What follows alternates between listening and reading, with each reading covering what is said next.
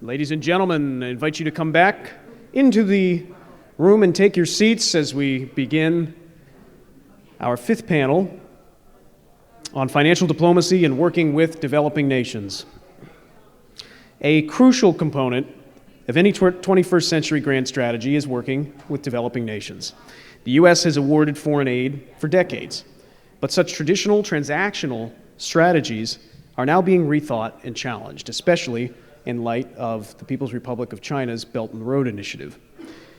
Please welcome Washington Post columnist James Hohmann to moderate this discussion on financial diplomacy and working with developing nations. Mr. Hohmann will introduce the program participants.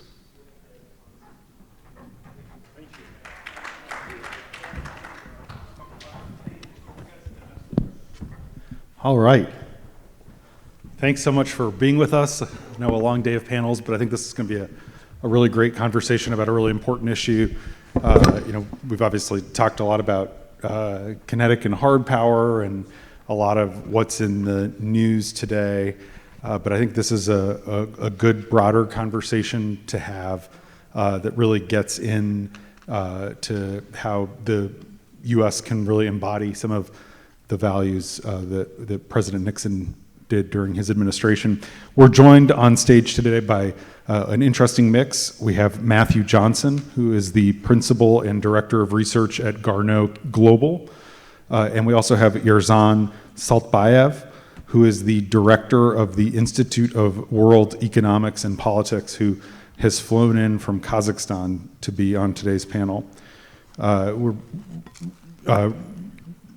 excited to have the perspective of a Central Asian country as we sort of think through and talk about what role the U.S. can play in economic development. So let's just start by talking about the Belt and Road Initiative. I know that's top of mind for so many people when we consider sort of the future of U.S.-China economic competition. We had Kazakhstan's President Tokayev meet this week in Beijing with Chinese President Xi on Tuesday. It was a Belt and Road Forum. Xi said that China is willing to increase agricultural exports from Kazakhstan and widen the scale of railway freight and the use of transportation routes across the Caspian Sea. And then also this week, we saw China's state oil company sign a memorandum of understanding with Kazakhstan's national oil and gas company to conduct joint geological research and expand cooperation on existing oil fields. You're in this unique position where you're sort of, it obviously is a post-Soviet state with rich natural resources, including oil, but it's also the 9th largest country in the world by size, and it's right in the geographical center of Eurasia. I think Kazakhstan, if I'm not mistaken, shares one of the largest land borders with both Russia and China. How does your country maneuver in these sort of dark waters of geopolitics? Well, thank you very much indeed, first for inviting us to this conference. And this is the first time that the foundation of Mr. Nazarbayev is participating in the Nixon Forum. Regarding to your question of BRI, it's important to remind our audience that the BRI was actually initiated in 2013 in Kazakhstan. It was at Nazarbayev University in our capital, Astana. So it was not only symbolical, but it's also the sign that what role China devotes to Kazakhstan as actually the central element or central part of this land corridor through China to Europe. Because Kazakhstan indeed is one of the vastest country in the world. It's in top 10 countries by territory, and it's bordering with Russia, with China, with Central Asian republics. Through Caspian Sea, we have the exit route to Iran, to South Caucasus. So we're quite diverse in terms of our geography. It's not like Mongolia, which is locked between Russia and China. So we have much more options. And for China, especially after they realized that the relations with the United States will change with time, it was the beginning of Xi's tenure, the first of his 5 years. So they decided that to manage this competition and to hedge risks that existed, especially with maritime routes through like Pacific, etc., which is controlled largely by Western powers, by U.S. Navy. So they decided to build roads through the Eurasia, through the landmass of Eurasia, where the United States has no instruments really to block any of these transportation routes. So in 2013 they initiated it, and now it's almost 10 years since inception of this concept of Belt and Road. It was formerly One Belt and Road, now it's just Belt and Road. I don't know the difference because in China it's still Idailu, so it's no difference. But now I think that China has done a lot in terms of really concrete investments in Central Asia and into Kazakhstan. They have a big project of 52 investment projects, which was launched in, if I'm not mistaken, 2017, with the overall volume of investments of about 27 billion. Not all of them are successfully implemented, but still they're very stubborn in terms of how to make them effective, because some projects are reorganized or reshaped, but they're trying their best. So the second big effort was this year when this C5 plus China forum was held in Xi'an, and the ancient Tang Dynasty capital of China. It was very theatrical with all this, interesting stuff of people in ancient clothings and all these festivities, etc., etc.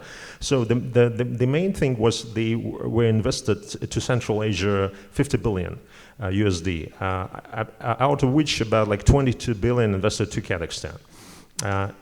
They also promised to give just for free, 3.5 billion to Central Asian countries just to support their development. If you compare it with, with some figures from U.S. side, for example, C5+1 meeting in Astana at the beginning of this year, the State Secretary Blinken, he proposed only 25 million for 5 countries of Central Asia. So, the big mansion building in the outskirts of Almaty would be about 20 million. So it's not that big number.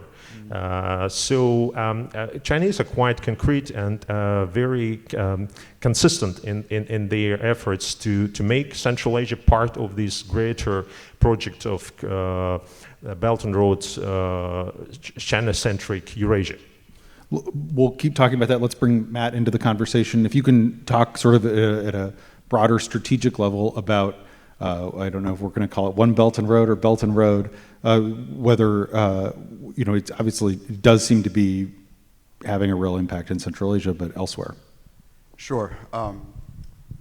So I think the main line on the Belt and Road, with the 10th anniversary of the Belt and Road's formal launch as the Belt and Road, there's been a lot of media attention on this project and what it means. And the consensus, if you look out in the media, the consensus is basically that this is China's global infrastructure investment project. And so people will point to the $1 trillion that China has invested or committed to since 2005, really, so even before the Belt and Road, but still very significant investment. They'll point to the fact that some 60 to 66% of that is has been spent on transportation and energy, and they'll point to the fact that China's expanding investment into new sort of quasi-infrastructure related areas like digital data centers, green technologies, ports, other sort of what Xi Jinping calls hard connective projects.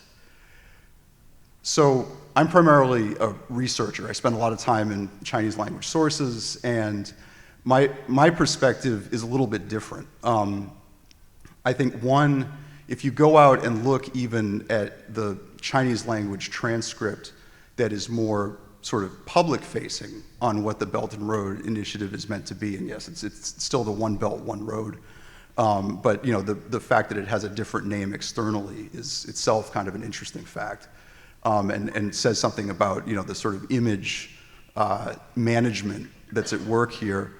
What the Belt and Road is supposed to be about is connectivity, not infrastructure per se. It's really about bringing other countries outside of China more sort of into China's orbit in a variety of spheres. One is policy. So there's a sort of policy coordination component to the Belt and Road.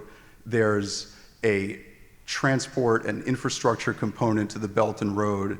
There's a trade component, obviously, to the Belt and Road. There's a monetary aspect to the Belt and Road. And China hasn't necessarily made great strides on internationalization of the renminbi, but they have developed a kind of alternative financial architecture in CIPS and the ECNY that is a system, that could potentially pose an alternative or challenges to the current financial system, dominant financial system, basically created by the United States further down the road. We're 10 years in. You mentioned the media coverage. I mean, is it worse than we think? Is it not as bad as we think? I mean, the Washington feeling is that Belt and Road is a very scary challenge to American power. Sure. So the way that Xi Jinping himself describes it to stakeholders inside of China, experts and government officials, is even broader than what I've just laid out. So this is the sort of less official perspective, but more sort of from the top where it fits into China's grand strategy. And it's about manufacturing. It's about making sure that other countries' economies are sort of balanced with China's in ways that facilitate China's economic growth. It's about security. It's about enhancing China's ability to protect overseas interests outside of China. It's about creating early warning systems so that China is aware of threats, so that Beijing is aware of threats abroad.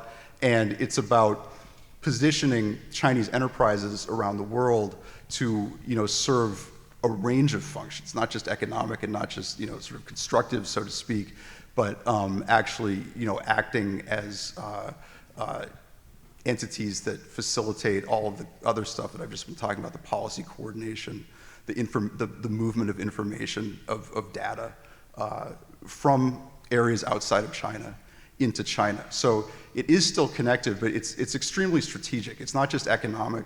It's not just infrastructure focused.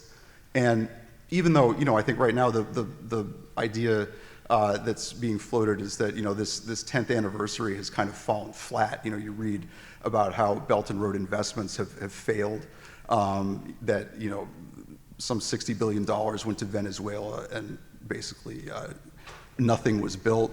But there are harder, more concrete legacies that I think are worth taking into account here, even 10 years in. One is the fact that Russia and China, Russia's been one of the largest recipients of Chinese official aid during this same period, are far more integrated and far more strategically coordinated than they have been, basically since the early 1950s. It's got legacies in terms of data and digital infrastructure, including financial infrastructure, as I've just described, and it's had, I would say, legacies in like real hard security relevant legacies in terms of the spread of Chinese naval ports outside of China, in Cambodia, in Djibouti on the Horn of Africa, and elsewhere. So it's moving, and it's got many dimensions beyond infrastructure, and that really is why we're talking about it today. I mean, that's the nature of the strategic challenge. And I'm really glad you mentioned the Russia-China tie-in, because obviously one of President Nixon's great achievements was driving the wedge between Russia and China. On Kazakhstan specifically, obviously, I think if you were talking to Vladimir Putin, he would say that Kazakhstan is in Russia's sphere of influence, which is probably not what a lot of people in Kazakhstan would think or want to acknowledge. I think there is a Washington tendency to think that everything is always about us, that the Belt and Road is entirely about countering U.S. influence. But if you could speak to what Matt was just talking about, to what degree is Belt and Road about countering sort of Russian influence, if at all, in Kazakhstan? Well, I think from the very beginning, Belt and Road was not directed against any country. So it was purely like an economic project, which was directed to invest overcapacity of Chinese industrial might and financial might to the neighboring countries, and then it became larger and larger. Now it includes even Latin America and most of Africa. So it was not definitely directed against Russia, I think. In my view, the thing that make it looks like it's against Russia is because of the consequences of Ukraine war, because Russia is becoming more isolated, and many its neighbors, like Central Asian countries like Kazakhstan, were forced to make hard choices. I mean, about, for example, transportational routes, how to bypass this war-torn region of Ukraine, because most of the trade of Kazakhstan is actually with the European Union. It's about like 40% of our export is with the European Union. So for us, it was hard to find alternative ways.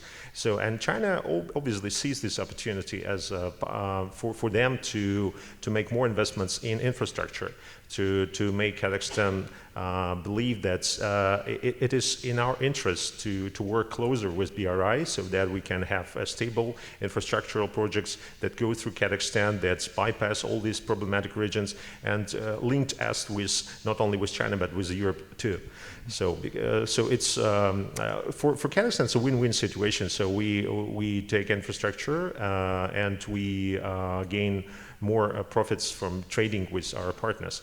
But Russia, indeed, in this situation, becoming even more isolated, because it's actually not only cut it off from the Europe, but it's also becoming less and less important for Central Asian countries like Kazakhstan.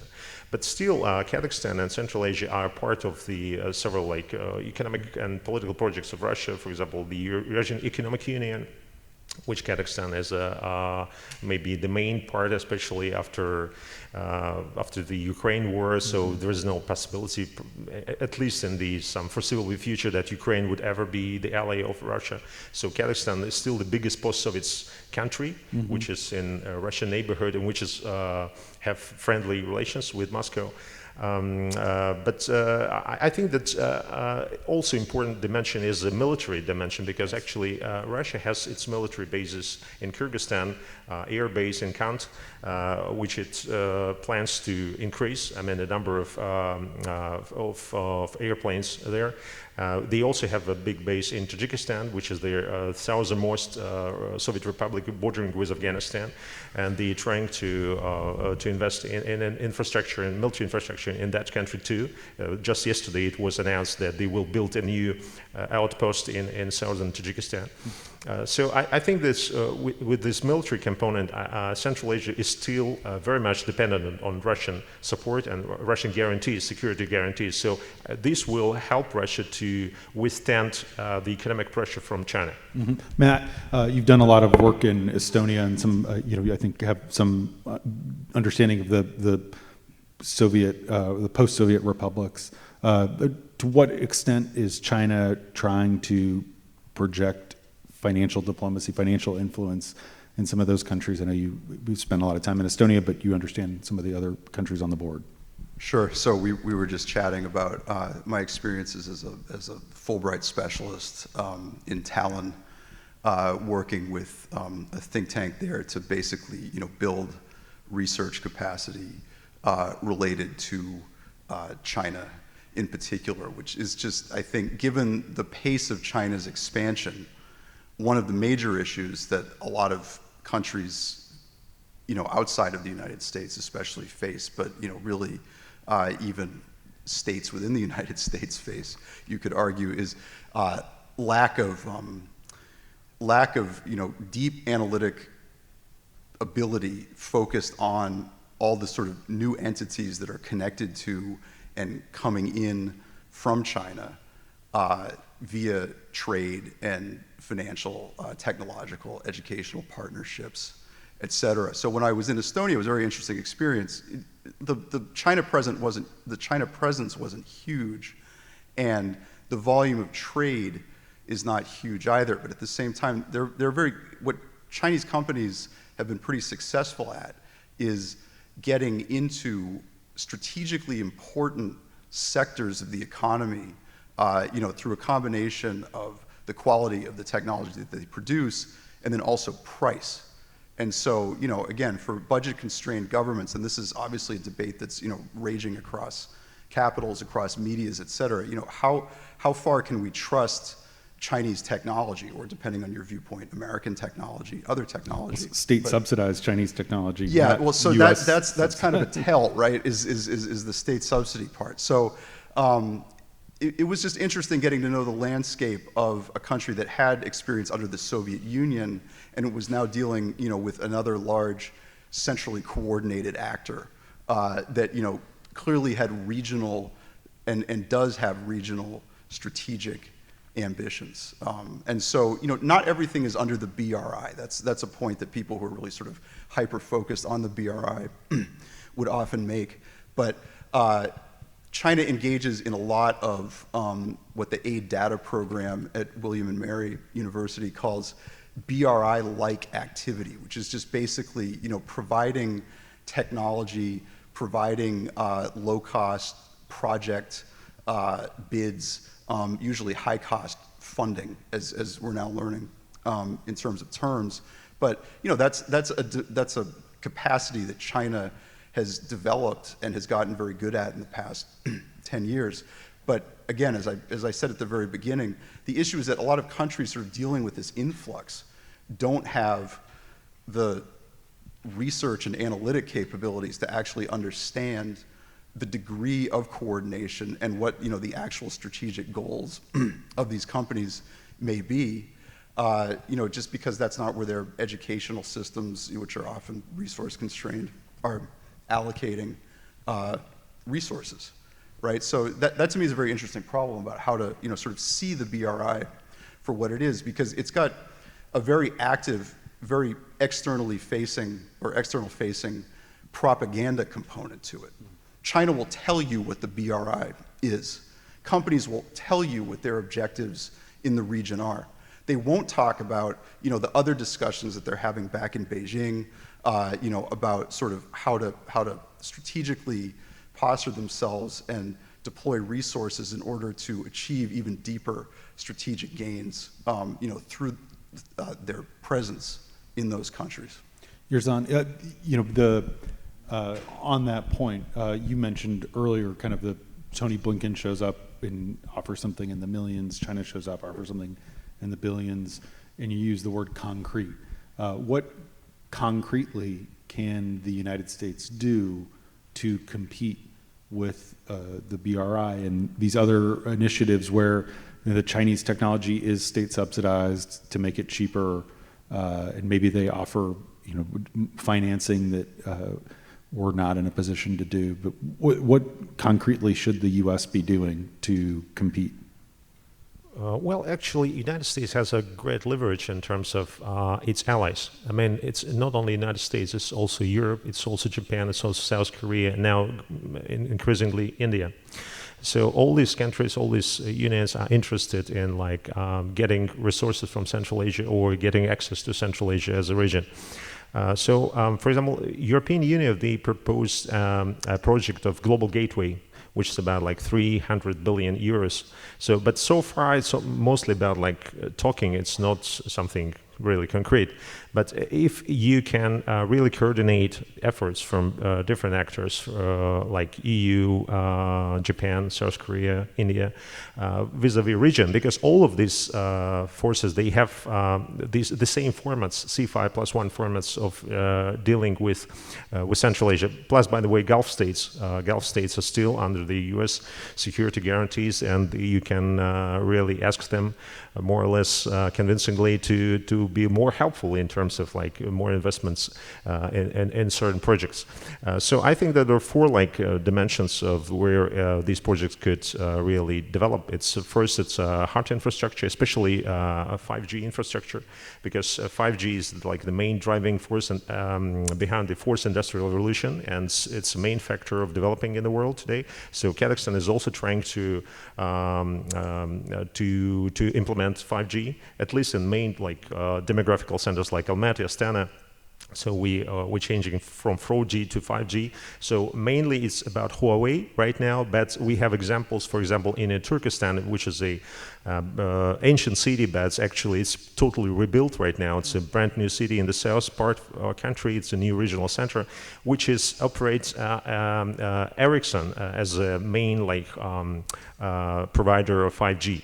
So it's a very good example how actually US and its allies can provide a viable alternative, even in digital technology. The second one is, I think, it's agriculture, because we have a water scarcity problems, we have a problem with inefficient technologies, and at the same time we have a very vast number of arable lands which are not used. For example, we have about 1 million hectares of unused lands. So it's a very big chunk of land, maybe the biggest in the world, which is not used. And China is very interested in doing business with us, keeping in mind that we have a lot of resources. So the same way we can work with Europeans or with Japanese or with US companies to use these fertile lands more effectively. And we can produce a lot of wheat. For example, the maximum number of wheat that we produce is about 30 million tons per year.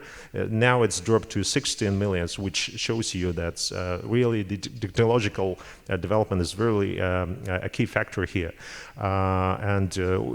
More efficient use of water resources. So we can produce much more. And right now you see that after Ukraine war, Ukraine really losing a lot of its wheat export. And for many years, I think, to come, there will be really hard problems with cultivating these lands because they are minefields, etc., especially in the Kherson region, Zaporizhia region in the south, where the main production of wheat. So Kazakhstan could be a substitute in this regard for the world's food security, especially for Africa, for Afghanistan. Right now, we're the biggest provider to Afghanistan of wheat. So it's Afghanistan imports about 600,000 tons from Kazakhstan.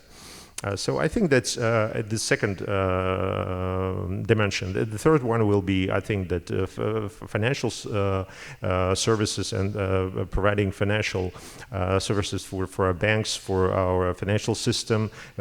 More Western banks, more financial institutions could participate in a Kazakhstani market. Right now, EBRD is the main investor. It's about 10 billion portfolio of projects in Kazakhstan, but there could be many more.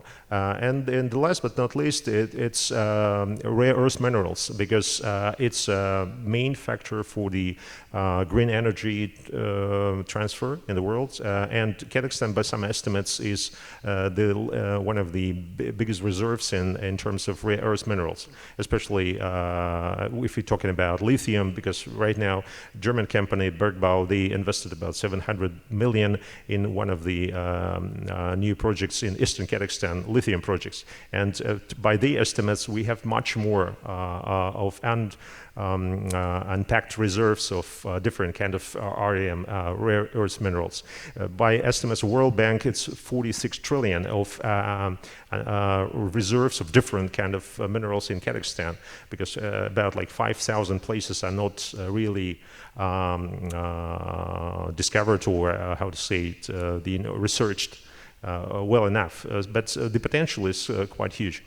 That's a very helpful rundown of those four areas. I would love to change gears a little bit. We're about halfway through, because we're lucky to have one of the the foremost experts on digital currencies. Matt, you've done a lot of work. You worked over the last couple of years with the Hoover Institution on studying digital currencies. In particular, this is one of the areas where China's being especially aggressive in a way that I think a lot of Americans don't understand, contra the Belt and Road Initiative. China has been developing this basically central bank digital currency. Can you explain, for those of us who haven't been to China recently, just how much it has seeped into their consumer culture, but also that it's being used in Thailand and Hong Kong, and what should we make of this central bank digital currency? And then from there, we'll pivot in and talk about, is it time to have some kind of digital dollar?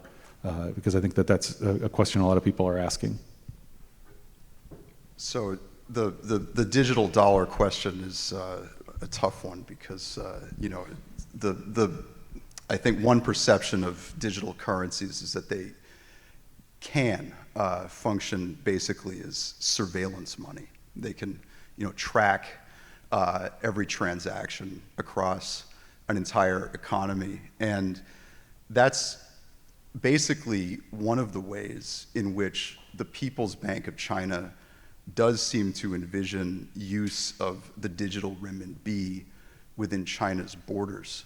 It's not the only use, but it is one of the key uses is to be able to track where money goes. And as they've been building up this project, which is basically just to make money digital, so that you wouldn't have physical cash. So it's more a network than a currency. It's more of a network than a currency. It's changing the and this is where it intersects with the BRI. It's changing the rails that financial transactions, including individual consumer transactions, move on, so that the rails that they're running on are, in the context of China, increasingly visible from the perspective of the PBOC.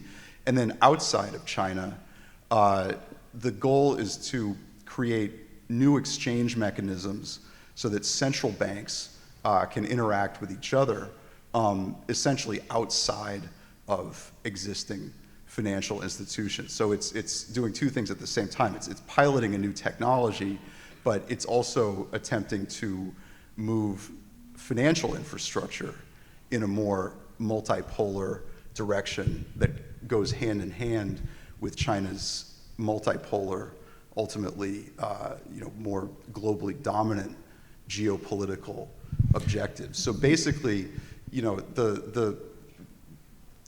the fear inside of China, and you can read this in white papers and interviews from Chinese think tank thinkers, is that the U.S., through sanctions, has a kind of stranglehold on China. It's certainly not the case that China is the first state to ever say this, but there's confidence that there's or at least there's hope that there's a technological solution to sanctions, and that China will be able to move money around sanctions more easily in the future if required to do so.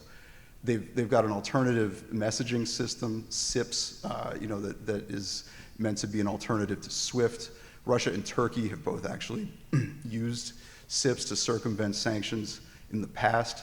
So China's financial and digital efforts are, again, very much geostrategic to go along with all of its other efforts. With respect to the use of the ECNY within China's borders, frankly, it's very hard to say. There's so much propaganda around this technology now that it's sort of already one of China's great achievements, but actual usage is pretty hard to confirm. It seems more in the pilot phase, basically. When you talk about their vision for a multipolar system, I mean, what you're really talking about is challenging the dollar as the world's reserve currency, which is something that I think is very top of mind for Washington policymakers. Certainly, it's a priority for Jay Powell at the Fed to counter that. We've seen over the last year and a half, you talked about SWIFT, kind of an effort by our adversaries and people who may become our adversaries to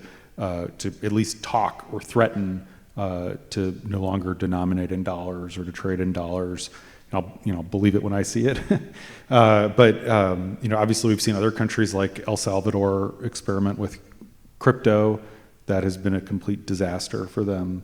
I guess, how can the U.S. government, in your view, advocate for basically, China says, you're right that it's surveillance. I completely agree with that. China says it's about cracking down on money laundering, et cetera.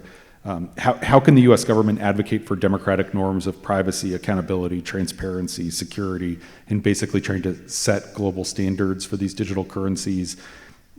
Is there something that the U.S. should be doing that we are currently not? Yeah. So the last part of that question, I think, is really a good place to begin, and gets back to a point that I was making earlier, which is it's hard for the U.S. or any country to tell a modernizing, developing country, you have to use our technology, You can't use this, sort of cheaper, easily available technology that another country is willing to provide for you. But what you can do, and this draws on some experience that I've had, abroad, is you can increase, exactly as you said, you can increase the transparency through, I think, empowerment of journalists, empowerment of, again, you've got to develop tools for being able to sort of understand how this stuff works, how it's supposed to work, and you have to, house that knowledge in institutions that can communicate with government, can communicate with the press, can communicate with publics, and you've got to promote openness abroad. I think obviously there's a role for embassies to play here as well in terms of raising public awareness on any number of issues around technology, China, et cetera. Those folks work hard. Those embassies are I think, given the scope of the challenge that we're talking about, often understaffed or under-resourced. But being able to infuse more openness into the environment so that there's more of a sense of choice, and so that journalists, who are often critical and investigative in all the right ways, I agree. of course, are really, I think, like poised to lead those sorts of discussions in certain ways. But you have to put the tools in people's hands first. You can't, and you have to provide protection from lawsuits and from harassment and from all of the other issues that go into getting under the skin of projects where there are stakeholders on multiple sides and but aren't necessarily for the public. And ultimately it does, come back to one of the secrets of our sauce, which is the rule of law. And, obviously there's fear about being susceptible to sanctions, but there's a rule of law here that you don't see in China. Yerzhan, do you have any thoughts on digital currencies? Is that, what is the perspective of from Central Asia on that push? Are you seeing any overtures, that kind of thing? Well, I think that we're very early stages of the implementing of this kind of technology, because actually CBDC in itself, it's very early technology, so it's not yet developed and penetrated Kazakhstan or Central Asia. But we have also a project of digital tenge, which is our national currency, and we're also working with the same institution with which China is working, this Swiss bank or Swiss organization. So now, right now, as far as I understand, that China has partners from Thailand, from EOE, and from Hong Kong, which together with them are trying to develop this CBDC system. Maybe it will be implemented this year, so maybe this situation will change dramatically. So I think, yes, indeed, it's a challenge to the United States. It's a really big challenge, because actually, if they can undermine this financial institution that you built for decades, like SWIFT, etc., so it's really undermines the very foundation of your strength. And dollar as the main currency still provides U.S. Unchecked opportunities in terms of how to deal with some rock states or with even big powers. So from the point of view of Kazakhstan, obviously, we are trying to see what kind of benefits we can get from this, but we are very cautious, and I don't think that our government is ready to implement something like this, in near future. But we are working on that too. Great.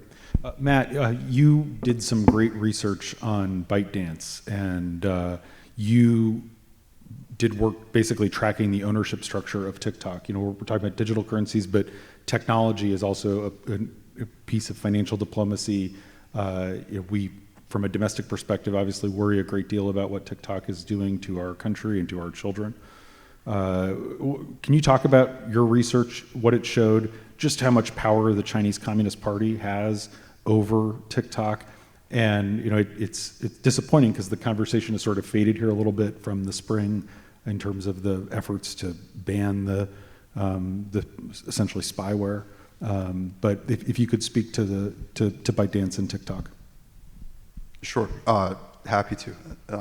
I think the main conclusions of that research were that ByteDance and TikTok are, when one traces the structures and one looks at the patterns of behavior, they operate and behave as the same company. I think that's in the open source record, all of that information. Secondarily, on the China side, on the ByteDance side, there are Chinese Communist Party institutions throughout that corporate structure that make it pretty clear, and again, the behavior of the company makes it pretty clear that the party plays a significant role in shaping Douyin content, and then further forensic, which is TikTok's Chinese counterpart, and then further forensic analysis indicates that the TikTok app itself behaves in ways that more or less align with China's policies, particularly in the sense of promoting pro-China content. Again, that's through study. The final point would be that ByteDance as a company has worked pretty extensively with China's internal security forces and military forces, both as a data provider and basically to provide a positive image of both of those branches in social media. So that's the story. The point that it makes is, and this is one that I've tried to make repeatedly when talking to people about China generally, is the idea of China as the entity that we're dealing with when looking at Beijing foreign policy, broader sort of political ambitions and agenda is just way too fuzzy and way too diffuse. China's a one-party state. The party that rules that state is the Chinese Communist Party. It is a dictatorship. It is in the formation of its government, and the party is the organization that matters here. And so, if you look, and this is based on other research, quite careful research, I would say, at how China's larger tech corporates are organized, you will find party structures in all of them.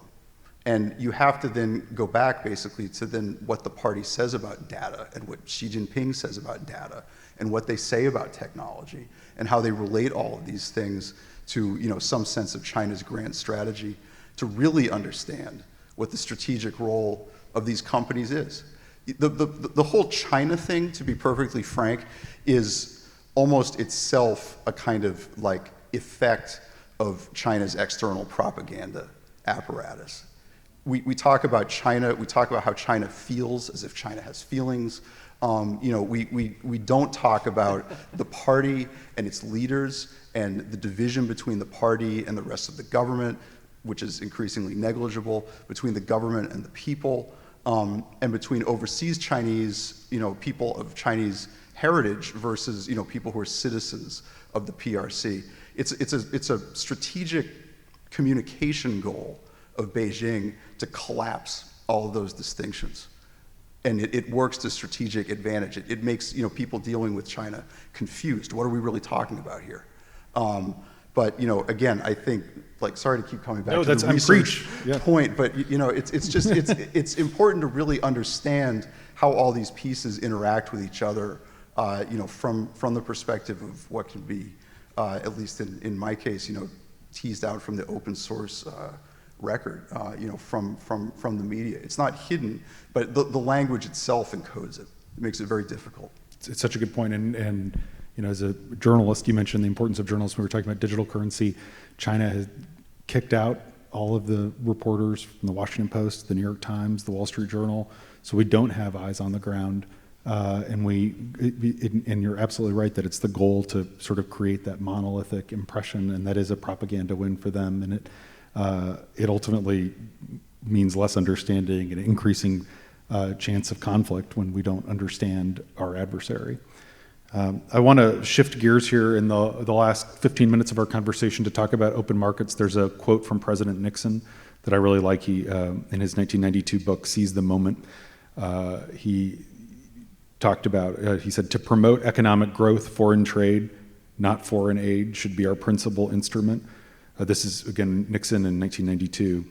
Over the past 40 years, the U.S. has poured more than $400 billion in foreign aid into the underdeveloped world. The results have been meager. Foreign aid alone often only serves to prop up inefficient industries, increase industrial subsidies, and raise trade barriers. The developing countries cannot immerse themselves in the healing waters of free trade unless the industrialized world keeps its markets open to their goods. I know the last panel was about protectionism, which is a big strain of thought now in both of our political parties. But I would love to talk about the danger of closing off markets in terms of the degree to which that undercuts American leverage in financial diplomacy. Yerzhan, if you want to start, and you were mentioning all the great, all the arable land that you can develop to sell grain. There's so many resources. You mentioned critical minerals, but it does feel like we're in this era where doors are closing rather than opening for trade, and a lot of it is self-inflicted by the United States, whether it's pulling out of TPP or what have you. Can you talk about that from your perspective? Well, at least as far as I understand this quotation from Mr. Nixon, it sounds to me a little bit outdated in terms of the real situation on the ground today, because actually for the United States to open up its market to all these developing nations would be catastrophic. I think, because every country needs a certain level of protectionism. And indeed, it works very well for China. I mean, you open up your market for China and they benefited a lot. And now they pose like the greatest challenge to you, as you yourself admit. So I think that to invest smart, to invest in certain industries, for example, in developing nations that would benefit both of the parties, I mean, the US and local nations, so-called win-win situations. By the way, the Chinese, they very much like this word win-win.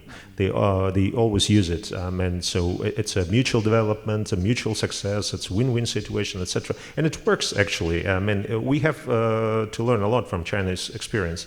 They were quite successful, especially in the developing world. They have a business-like approach to all these investments. It's not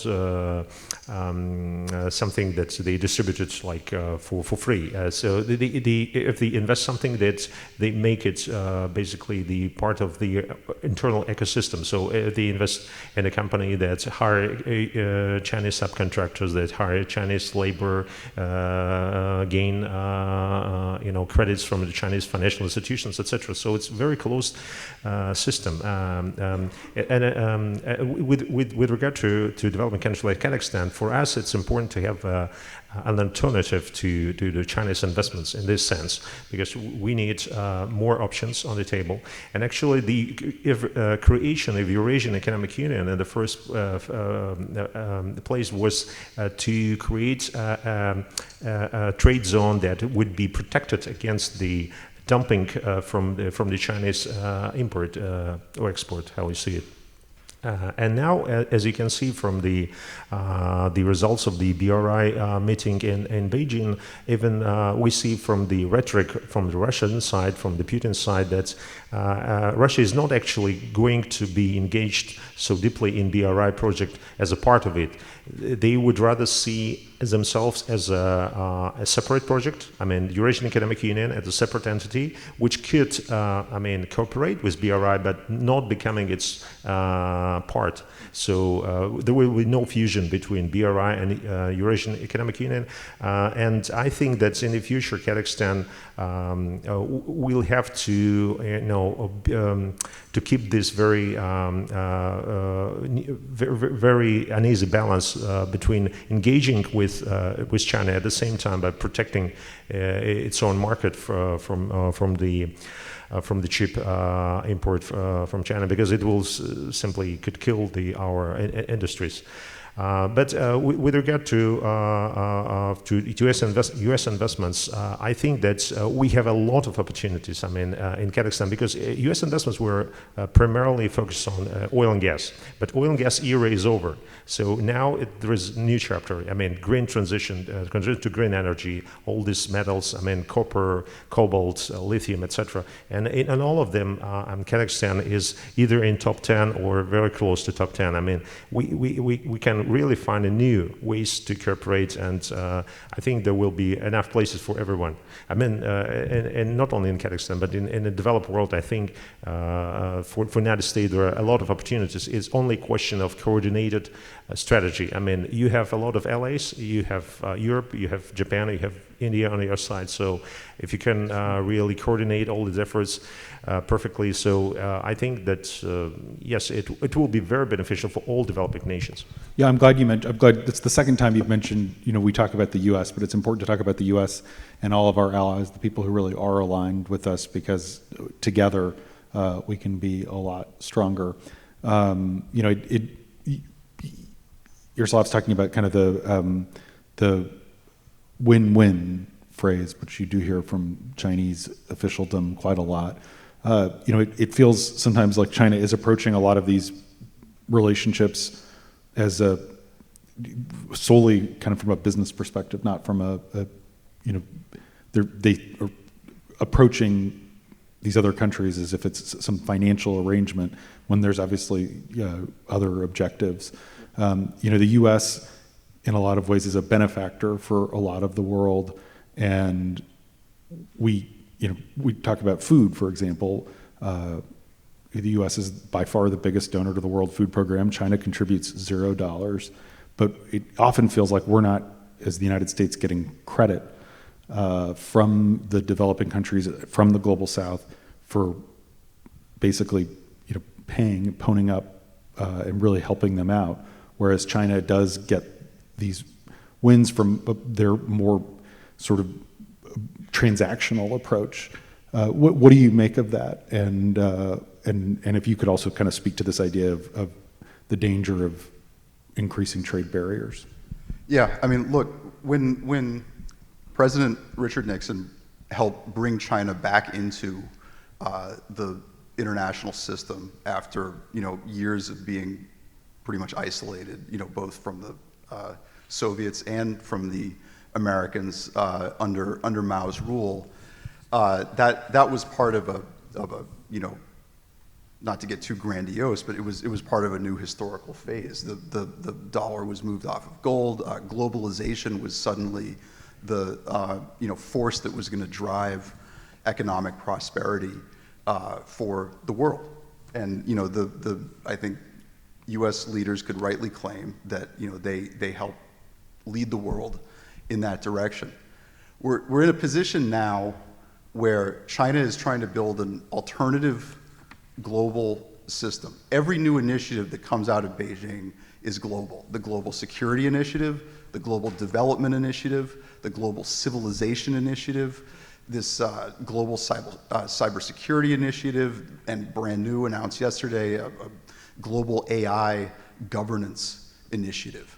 So China's ambitions are global, but not global, I think, in the sense of being stakeholder in the system that the United States played a key role in ushering in, but in another system which Xi Jinping envisions as more appropriate both to China and more in tune with what I think, frankly, having read many of his writings, so that you all don't have to, Thank you. It's a very bleak vision of where the world is going, which is, and there may be some truth to it, frankly, which is much more resource constrained, where states are going to have internal issues and external issues to contend with simultaneously as the global landscape becomes basically more fractured and broken, and in the words of both Russia's and China's leaders, multipolar, which is a kind of cover for saying we want to shape this newer, more anomic, more contentious world. So I think it's for all of us to think about what the meaning of that vision really is, both in terms of China's strategy and in terms of what the response, the appropriate response to it should be. You know, we are right now very good at thinking through what the second and third and fourth order effects of US policies toward China and toward Chinese tech are, but I think it would be important if we would start thinking through the second and third and fourth order effects of global gains that China seems to be making, which are almost nakedly, and actually are nakedly. If you go back to the current 5-year plan and things that Xi Jinping said around that time about how China is going to increase its economic leverage, they really are about China being able to control and shape flows of more and more of the world's resources. So what does that world look like? I think that's a question that we're not going to answer today, but it's one that's certainly worth thinking about.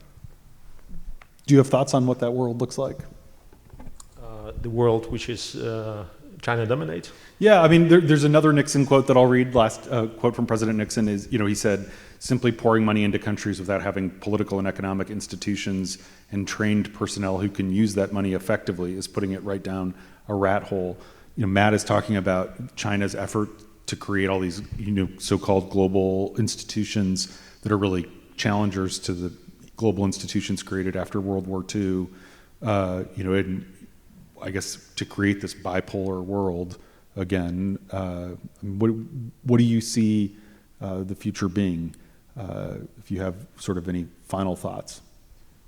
Well, it's hard from this point of time to really see what exactly the future would look like if China or US will dominate the world. I think that the world will be more multipolar or multi-civilizational. So you will have like China-centric world, you have a US-centric world, you have maybe Europe as something in between, and India, Turkey. Maybe some other players like Brazil who will play their significant role. But for Kazakhstan, I mean, for countries like mid-sized countries, which are most of the countries in the world, I think it's open question whether this world will be beneficial for us, because in a clear, when you have clear rules and you have clear balance of power, it's easier to operate and to plan. When all these centers of power are either equal in their might or they trying to change this equilibrium. So it really creates uncertainties. For example, Ukraine is an obvious example of that. So when Russia decided for itself that it's enough, and they decided to change the status quo, and it leads to a very dramatic, harsh, horrific war. So I think that yes, for our countries, it will depend upon whether the balance of power will be in favor of equal distribution of this power. So nobody will really dominate the whole field. So I think there will be better option for us. But whether it will happen this way or someone will dominate, it's an open question. So we'll see. Matt, closing thought? No, I think that was extremely well said. Yeah. Well, this has been a wonderful discussion, and I'm really glad that we have sort of the perspective that's so important that you bring, and Matthew, your perspective as well. Let's give a round of applause to thank Matthew Johnson and Yerzhan Saltybayev.